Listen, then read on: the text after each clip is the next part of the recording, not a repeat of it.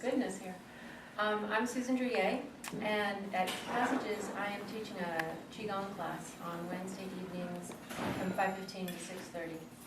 And the form of QiGong that I'm sharing is called Wisdom Healing QiGong. And it comes out of a tradition. Dr. Pang was my teacher's teacher. Dr. Pang is a master in China who developed the largest medicineless or QiGong hospital in China, where they would treat people with all kinds of conditions with QiGong. And my teacher's name is Meng Tonggu. He's in California, and he, among many others, have brought this tradition to the West. And one of his goals is to develop a medicineless hospital in the U.S. So I'm studying with him, hopefully to be involved with that down the line. Do you know where he's planning on trying to establish it? Well, probably initially in California, although I'm like, come on, Ming Tong. Yeah. New York. We'll see. He's based in California. He does now healing intensive retreats that are anywhere from 5 days to 30 days that are sort of the beginning version of these hospitals. And that's how I initially began studying with him. I went on a 2-week intensive, and again, there are people there with all kinds of conditions, and just amazing. I mean, I know people who have healed themselves from cancer, from Parkinson's, from 20 years on their deathbed conditions with Lyme's disease, and not managed, but they're done. They're healed from it. And it's just, I knew before I even went that my life would be changed, and I'm just watching how my life is changing, and I'm getting more and more involved. So what I'm doing here is teaching. Last summer I went for the beginning level of teacher training, and I'm sharing the practice here.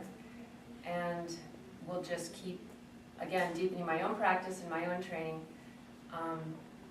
So that's what I'm doing here at Passages. I'm also, my background, I'm a life and wellness coach. I teach stress management. I also teach yoga, but not at Passages.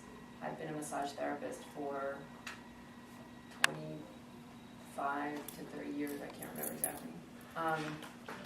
And so I have a long history in healing, like so many of us here. So, yeah. When you say some people have been completely healed, are you talking about people who've just practiced it, or have had QiGong practitioners work on them, or both? I don't know the specifics of the individual cases. I think a lot of them it has been through their own practice. When you go to these healing intensives, they basically give you the tools to go home and practice, and they say, they encourage you to go home and practice at least 3 hours a day. And it is an intensive practice, and again,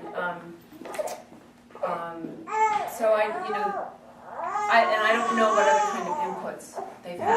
Ming Tong and other teachers also do healings, like at the retreats, and also at a distance as well.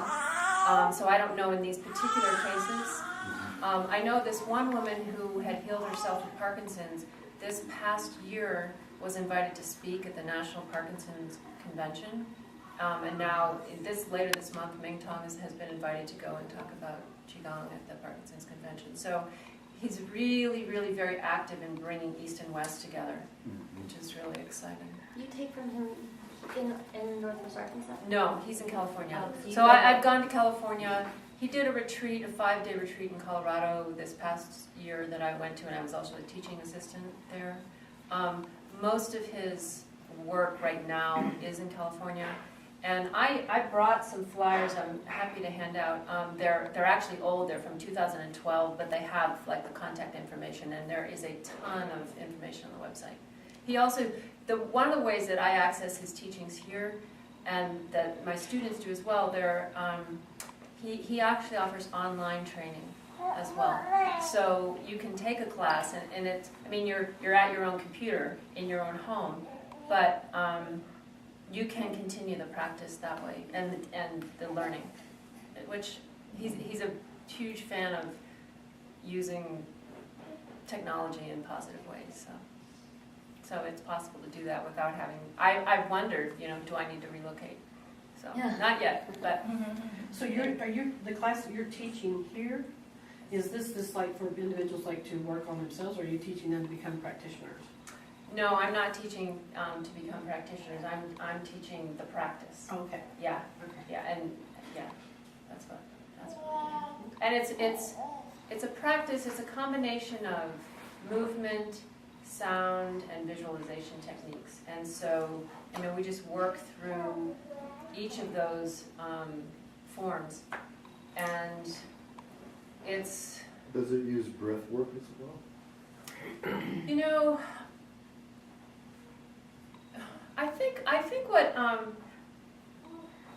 at the level that we've been instructed as a group, Mingtong hasn't given us a lot of breath work yet. I know there are breathing techniques in advanced Qigong. He's sort of taking his whole crew sort of through this, one step at a time.